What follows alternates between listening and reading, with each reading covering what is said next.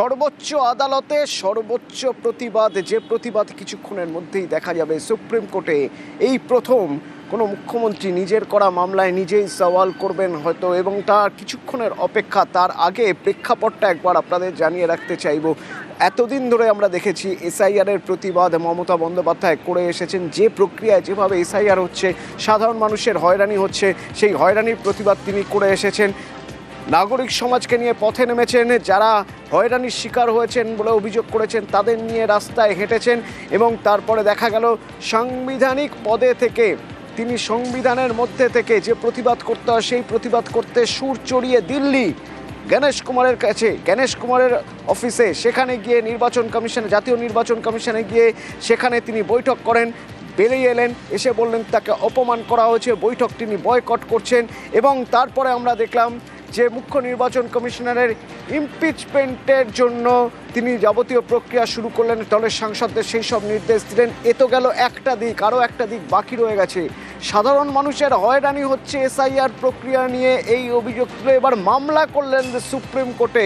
নিজে সেই মামলায়, নিজের করা মামলায় নিজেই তিনি লড়বেন। কিছুক্ষণের মধ্যেই আমরা তা দেখতে পাবো কি হবে আদালত চত্বরে বা এজলাসের মধ্যে। আমার সহকর্মী রয়েছেন, আপডেট জানাবেন। তবে তারই মাঝে একবার এই প্রেক্ষিতটা নিয়ে কথা বলার চেষ্টা করব। আবির রয়েছে সরাসরি আমার সঙ্গে। আবির, আইনি পথ যখনই আমরা দেখেছি যে কোনো বিষয়ে অন্য সব পথ বন্ধ হয়ে যায় বা অন্য সব পথে এগোনোর রাস্তাটা আস্তে আস্তে বন্ধ হয়ে যাচ্ছে বা বেশি দূর এগোনো যাচ্ছে না, আইনি পথ খোলা থাকে। যে আইনি পথ আমাদের ডেমোক্রেসির, আমাদের গণতন্ত্রের একটা অন্যতম গুরুত্বপূর্ণ দিক। এবার সেই পথ বেছে নিলেন মমতা বন্দ্যোপাধ্যায়। কদিন পরে এ রাজ্যে ভোট, এবং সেই ভোটের আগে যখন তৃণমূল আইনি পথে এই এসআইআর হয়রানির প্রতিবাদ করার জন্য সরাসরি সুপ্রিম কোর্টে, তখন তাদের যে ভোট ব্যাংক, সেই ভোট ব্যাংকের কাছে কি বার্তা পৌঁছবে? দেখো, প্রথমত হচ্ছে তৃণমূল কংগ্রেস এই ধরনের মামলা করার ক্ষেত্রে বা এসআইআর সংক্রান্ত ইস্যুর প্রেক্ষিতে দাঁড়িয়ে তাদের যে নির্দিষ্ট ভোট ব্যাংক, সেই প্রসঙ্গের কথাকে তারা রাজনৈতিকভাবে এড়িয়ে যাচ্ছে। তাদের বক্তব্য হচ্ছে যে কোনো ব্যক্তি, যারা যে কোনো রাজনৈতিক দলেরই সদস্য সমর্থক হতে পারে, তারা নির্বাচনও যে কোনো রাজনৈতিক দলকে সমর্থন করতে পারে, কিন্তু তাদেরকে যে এসআইআর সংক্রান্ত বিষয়, যে ধরনের পরিস্থিতির শিকার হতে হচ্ছে, যে ধরনের দুর্ভোগের শিকার হতে হচ্ছে, সেই দুর্ভোগটা বন্ধ হওয়া দরকার। এবং যে কারণেই হচ্ছে লজিক্যাল ডিসক্রিপেন্সি, অর্থাৎ নামের বানানোর জন্য যাদের শুনানিতে ডেকে পাঠানো হচ্ছে, বা যারা বয়স্ক মানুষজন তাদেরকে লাইনে দাঁড়িয়ে থাকতে হয়েছে, যারা সমাজের বিশিষ্ট ব্যক্তি তাদেরকে যেভাবে ডেকে পাঠানো হয়েছিল, এই প্রসঙ্গ নিয়ে তারা বারবার ধরে সরব হয়েছেন। আজকে তিনি ইনপারসন বা জনতার হয়ে নিজে উপস্থিত রয়েছেন সুপ্রিম কোর্টের মধ্যে, এবং তিনি জনতার প্রতিনিধি হিসাবে তিনি তার বক্তব্য আদালতের মধ্যে তিনি তুলে ধরতে চান। অতীতে দেখতে পাওয়া গিয়েছে যে তিনি আইনজীবী হিসাবে একাধিক মামলাতে তিনি হাজির থেকেছেন, তিনি সওয়াল করেছেন। কিন্তু আজকের সময়, আজকের যে প্রেক্ষাপট, দুটোই সম্পূর্ণ আলাদা। এবং আমরা সকাল থেকেই বারবার বলছি যে রাজনৈতিক মহল মনে করছে মমতা বন্দ্যোপাধ্যায় এই প্রক্রিয়া বা পদক্ষেপের মধ্যে দিয়ে কার্যত তার বিরোধীদেরকে, কার্যত একটা স্নায়ুযুদ্ধের লড়াই অবতীর্ণ করেছেন।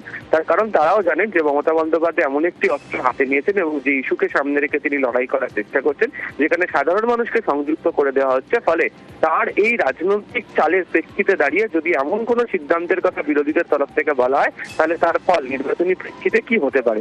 ফলে সরাসরি তারা কিভাবে এই সিদ্ধান্তে মমতা বন্দ্যোপাধ্যায়ের বিরোধিতা করবেন, সেই রাস্তা খোঁজার জন্য তারা ব্যস্ত রয়েছেন। দ্বিতীয়ত হচ্ছে যে তুমি যদি দেখো, সেটা হচ্ছে যে 2021-এও তৃণমূল কংগ্রেসকে কঠিন লড়াই করতে হয়েছে, 2024-এও তৃণমূল কংগ্রেসকে কঠিন লড়াই করতে হয়েছে, এবং তৃণমূলের বক্তব্য সেই লড়াইগুলোতে তারা জয়লাভ করতে পেরেছে এবং তাদের যে প্রাপ্ত ভোটের যে ফল বা অঙ্ক, সেটাকে তারা বৃদ্ধি করতে পেরেছে। 2026-এর বিধানসভা নির্বাচন যে প্রেক্ষিতে হচ্ছে, সেই প্রেক্ষিতগুলোর মধ্যে হচ্ছে এসআইআর মতো ইস্যু অত্যন্ত গুরুত্বপূর্ণ একটি বিষয়। এবং এক্ষেত্রে দাঁড়িয়ে তৃণমূল কংগ্রেস এই এসআইআর এর বিরোধিতা তো সরাসরি করেনি। তাদের বক্তব্য যে এসআইআর এর যে অপরিকল্পিতভাবে যেটিকে করা হচ্ছে, তাতে কার্যত মানুষই হেনস্থার শিকার, এবং মানুষকে ভোটের অধিকার না দিয়ে তাদের ভোটের অধিকার ছিনিয়ে নেওয়ার কৌশল বা চেষ্টা করা হয়েছে, এবং সেই কারণে তারা প্রতিবাদকে নিয়ে যাচ্ছেন। ফলে আজকে তিনি যখন সুপ্রিম কোর্টে উপস্থিত হয়েছেন, সর্বোচ্চ আদালতে সর্বোচ্চ লড়াইকে নিয়ে গিয়েছে হচ্ছে তৃণমূল, নিয়ে গিয়েছেন মমতা বন্দ্যোপাধ্যায়, এবং তারই ফলশ্রুতি হিসেবে আজকের এই দিনে তার এই পদক্ষেপ অত্যন্ত গুরুত্বপূর্ণ রাজনৈতিক দিক থেকেও। আবির, একটা কথা একটা কথা তুমি বলছিলে একটু আগে, সেটা হলো যে শুধুমাত্র নির্দিষ্ট ভোট ব্যাংকের জন্য নয়, সাধারণ মানুষের পাশে বা সাধারণ মানুষের হয়রানির জন্য যে তৃণমূল যেভাবে কাজ করছে বা তৃণমূল যেভাবে প্রতিবাদ করছে সেটা দেখানোটা একটা ফ্যাক্টর, এবং সেটা এগিয়ে নিয়ে যাওয়াটা একটা ফ্যাক্টর যার প্রভাব পড়বে ভোটে।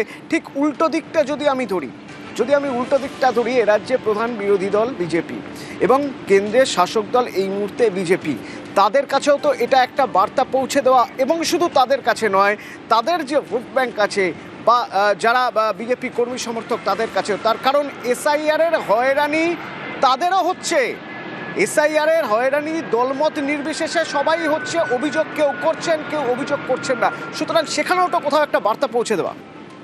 অতনু, কালকে চাণক্যপুরীতে মমতা বন্দ্যোপাধ্যায় যখন সাংবাদিক সম্মেলন করছিলেন, তিনি একটি প্রসঙ্গ 3বার উত্থাপন করেছেন।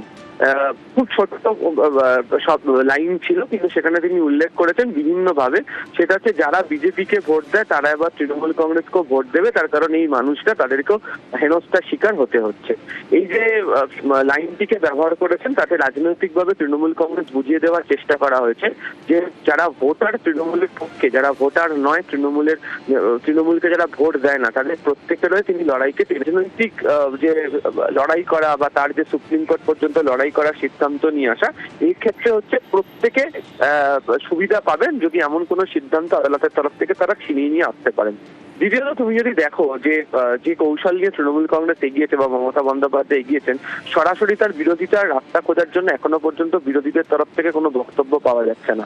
পাল্টা যদি দেখো তুমি, যারা তৃণমূল কংগ্রেসের সঙ্গে জাতীয় রাজনীতিতে গত কয়েক বছর ধরে লাগাতার সম্পর্ক রেখে চলেছেন, সেই রাজনৈতিক দলের প্রতিনিধিরাও তারা ভিন রাজ্যের হলেও তারা পাল্টা বিজেপির প্রতি চাপ তৈরি করার কৌশল নিয়ে এগোচ্ছে। এবং আজকে তৃণমূল কংগ্রেস বুঝিয়ে দেওয়ার চেষ্টা করেছে যে মানুষকে যে হেনস্থার শিকার হতে হচ্ছে, সেই মানুষের গায়ে তো সে কোন রাজনৈতিক দলের সমর্থক সেটা তো লেখা নেই। তাদের প্রত্যেকের সমস্যার বিষয়কে তারাই একদম সামনে পর্যন্ত তুলে নিয়ে আসতে পেরেছে। ফলে সর্বোচ্চ আদালতে সর্বোচ্চ লড়াই করার জন্য এই সময়কে বা প্রেক্ষাপটকে বাছাই করে এগিয়েছেন মমতা বন্দ্যোপাধ্যায়, এবং তারই ফলশ্রুতি হিসাবে তার সুপ্রিম কোর্টে এসে পৌঁছানো। এবং আমির, এখান থেকে যদি আমি এটা বোঝার চেষ্টা করি যে এরপরে আমরা ঘটনা পরম্পরা ঠিক যেভাবে দেখছি, এরপরে ঠিক কি কি হতে পারে বলে মনে হচ্ছে? এখন অপেক্ষা হচ্ছে, সেটা হচ্ছে যে আজকে আদালতের তরফ থেকে কি জানানো হয় এটি একটি। দ্বিতীয়ত হচ্ছে একটি রাস্তা পরিষ্কার তৃণমূল কংগ্রেস করে নিয়েছে। গতকাল রাতের পর থেকে তুমি জানো যে তৃণমূল কংগ্রেস তাদের যে সমস্ত কটা ডিজিটাল প্রচারের জায়গা রয়েছে, সোশ্যাল মিডিয়া হ্যান্ডেল, তার সবকটা জায়গায় মমতা বন্দ্যোপাধ্যায়ের একটি ইমোজি গ্রাফিক্স ব্যবহার করেছেন। এবং আজকে সকাল পর্যন্ত তৃণমূল কংগ্রেসের তরফ থেকে যে পোস্ট হয়েছে সেখানে তারা উল্লেখ করেছেন যে তারা আজকের দিনটাকে রাজ্যের বলে নয়, গোটা দেশের ক্ষেত্রে একটা উদাহরণ হিসেবে তারা তুলে ধরতে চান। এবং গতকাল রাতে যদি তুমি তৃণমূল কংগ্রেসের আমরা যদি তাদের এক্স হ্যান্ডেলে তাদের যদি পোস্ট দেখি, তাহলে হচ্ছে তৃণমূল কংগ্রেসের তরফ থেকে তাদের এক্স হ্যান্ডেল পোস্টের মধ্যে যে কথা উল্লেখ করা হয়েছিল সেখানে হচ্ছে তারা লিখেছিলেন যে জনগণের উকিল হয়ে দিদি সামলাচ্ছেন বাংলার হাল। ফলে এই যে জনগণের উকিল, এই শব্দটাকে তৃণমূল কংগ্রেস রাজনৈতিকভাবে পুরোদস্তুর প্রচারের ক্ষেত্রে ব্যবহার করেছে। গত 3 থেকে 4 মাসে এখনো আমরা দেখেছি যে বারবার ধরে তৃণমূল কংগ্রেস রাস্তায় নেমেছে, বিভিন্ন ইস্যুতে রাস্তায় নামলে সভা করুক, মিছিল করুক, যে ধরনের রাজনৈতিক কর্মসূচি নিক, তার প্রত্যেক কটাতেই একটা বড় সময় জুড়ে এসআইআর এর মতো ইস্যু বা এসআইআর এর যে রাজনৈতিক বক্তব্য তা বারবার ধরে ঘুরে ফিরে কখনো মমতা বন্দ্যোপাধ্যায়, কখনো অভিষেক বন্দ্যোপাধ্যায়ের গলা খেয়েছে। এবং জানুয়ারি মাসের শুরুতেই যে তৃণমূলের রণসংকল্প সভা শুরু হয়েছিল, সেখানে উল্লেখ করা হয়েছিল যে সুপ্রিম কোর্ট পর্যন্ত তারা এই লড়াইকে নিয়ে যাবেন। গত 2.5 দিন ধরে জাতীয় রাজনীতিতে তারা এই লড়াইকে নিয়ে গেছেন। জাতীয় রাজনীতিতে নিয়ে গিয়ে একেবারে দিল্লিতে দাঁড়িয়ে তারা গোটা আন্দোলনকে শুরু করেছেন। এবং সেক্ষেত্রে শুধুমাত্র তাদের রাজনৈতিক সতীর্থদের সঙ্গে নয়, তাদেরকে নিয়ে গেলেন দিল্লিতে, যারা ভুক্তভোগী, যাদেরকে হেনস্থার শিকার হতে হয়েছে তাদেরকে সঙ্গে নিয়ে গিয়ে আন্দোলনের প্রক্রিয়া সেখানে শুরু করে দিয়েছেন। ফলে সব দিক থেকে দেখতে গেলে তৃণমূল আজকের এই আদালতের শুনানির পর বৃহত্তর কোনোটি রাজনৈতিক কর্মসূচি নিয়ে এগোবে, বা তারা যে ধরনের রাজনৈতিক লড়াই বা কর্মসূচি নিয়ে এগোক না কেন, আজকের দিনকে পুরোদস্তুর যে তারা রাজনৈতিকভাবে ব্যবহার করবে সেটা বলাই বাহুল্য। আমি একটু সঙ্গে থাকো অখিলেশ যাদব, যিনি কলকাতায় এসে নবান্নতেও দাঁড়িয়ে বলেছিলেন যে এসআইআর নিয়ে মমতা বন্দ্যোপাধ্যায় যে প্রতিবাদ করছেন সেই প্রতিবাদের সম্পূর্ণ সমর্থন রয়েছে, সেটাই সর্বোচ্চ প্রতিবাদ। সেই অখিলেশ যাদব, সমাজবাদী পার্টি সুপ্রিমো, আজ কি বলছেন একবার শুনবো, যেখানে বলছেন যে মমতা বন্দ্যোপাধ্যায়ের কালো গাউন, বিজেপির কালো কারবারের বিরুদ্ধে প্রতিবাদ লড়াই। जो ममता बनर्जी जी, उन्होंने जो काला कोट पहना है भारतीय जनता पार्टी की काली करतूत के खिलाफ, और जनता को इसी तरह सामने आना पड़ेगा। ये व्यक्तिगत अधिकार की बात है। हम आदरणीय ममता बनर्जी के पक्ष में हैं, उनके साथ हैं। এবং একের পর এক আপনাদের শোনাতে চাইবো যে এই যে দিল্লিতে গিয়ে তিনি প্রতিবাদ করছেন, সেই প্রতিবাদে একের পর এক তিনি তোপ দাগছেন, কখনো বিজেপিকে সরাসরি, কখনো বিজেপি নির্বাচন কমিশনকে একযোগে বিঁধছেন। যেমন একটা কৌশল, একটা আইনের পথ, ঠিক তার পাশাপাশি সংবিধানের মধ্যে থেকে আর কোন কোন সংস্থান রয়েছে, কোন কোন উপায় রয়েছে। যেমন মুখ্য নির্বাচন কমিশনের বিরুদ্ধে ইমপিচমেন্ট, সেই ইমপিচমেন্টের প্রস্তাব আনতে চাইছে তৃণমূল। তার জন্য দলীয় সাংসদদের কি নির্দেশ দিয়েছেন মমতা বন্দ্যোপাধ্যায়, কিভাবে সংসদে সম্ভবত বাজেট অধিবেশনে, অর্থাৎ এই অধিবেশনে সেই প্রস্তাব তৃণমূল আনতে পারে। সেই ইমপিচমেন্ট প্রসঙ্গে মমতা বন্দ্যোপাধ্যায় কি বলছেন একবার শোনাবো।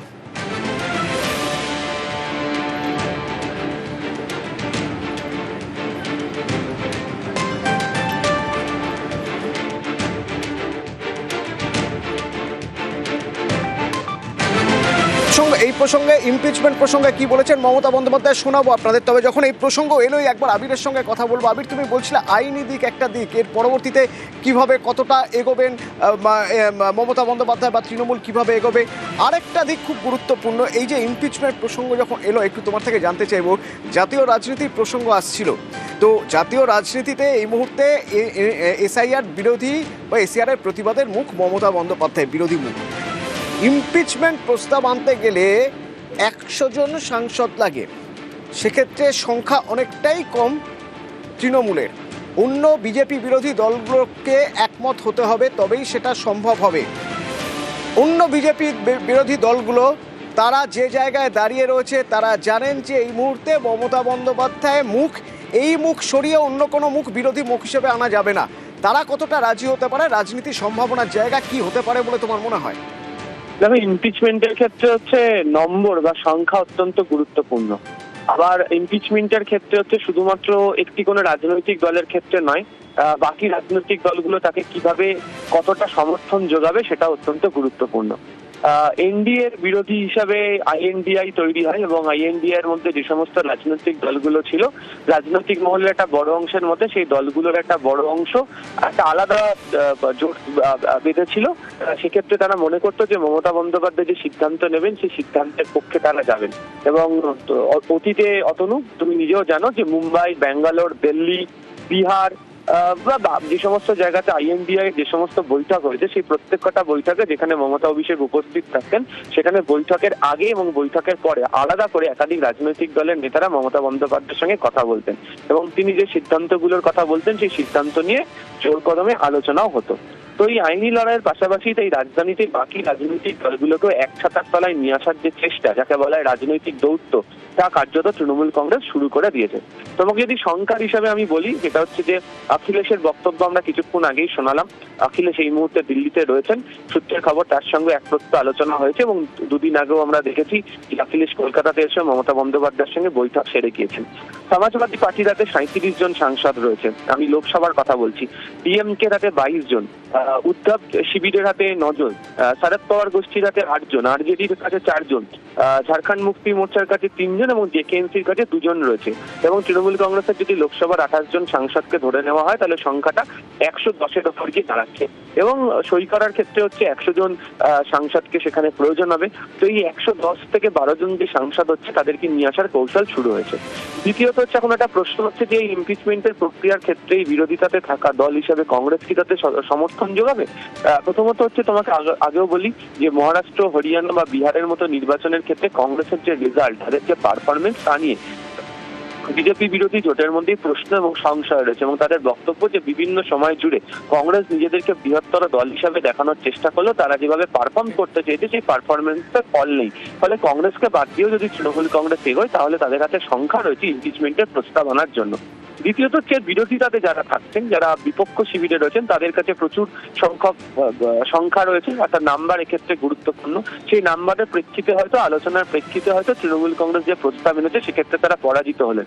কিন্তু তৃণমূল কংগ্রেস এক্ষেত্রে দাঁড়িয়ে রাজনৈতিকভাবে তারা মনে করছেন লাভবান হবে নির্বাচনের আগে। তার কারণ আবারও আজকে যে কারণে সুপ্রিম কোর্ট পর্যন্ত অর্থাৎ সর্বোচ্চ আদালতে সর্বোচ্চ লড়াইকে তৃণমূল কংগ্রেস নিয়ে গেছে, এক্ষেত্রেও তারা বলবে যে সংসদের অভ্যন্তরে সাধারণ মানুষকে যে বা যারা দ্বারা হেনস্থার শিকার হতে হচ্ছে বলে তারা অভিযোগ তুলছে, তাকে অপসারণের দাবি নিয়ে তারা যখন সরব হয়েছিলেন, তাকে সমর্থন জানাতে কোন কোন রাজনৈতিক দলগুলো রয়েছে।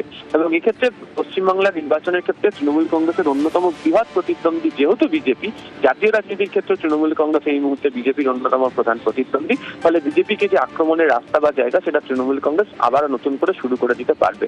ফলে ইমপিচমেন্টের এই প্রস্তাবের ক্ষেত্রে এক সংখ্যা জোগাড় করার জন্য ইতিমধ্যে রাজনৈতিক দৌত্য শুরু হয়েছে বলে তৃণমূল সূত্রের খবর। দ্বিতীয়ত, এই সংখ্যা জোগাড় হয়ে গেলে 100 জনের তারা যখন এই প্রস্তাবকে তারা নিয়ে দেবেন, সেক্ষেত্রে দাঁড়িয়ে এই প্রসঙ্গের কথা তারা উল্লেখ করে যাবেন। তারা সেক্ষেত্রে জয় পেলেন বা জয় পেলেন না সেটা বড় কথা নয়, রাজনৈতিকভাবে তারা কিভাবে পাশে দাঁড়িয়েছিলেন সেই বক্তব্যকে তারা তুলে ধরার চেষ্টা করবেন। তাতে অনেকেই মনে করছেন যে তৃণমূল কংগ্রেস রাজনৈতিকভাবে অনেকটা সুবিধা পাবে বঙ্গ নির্বাচনের আগে। আবির, কিছু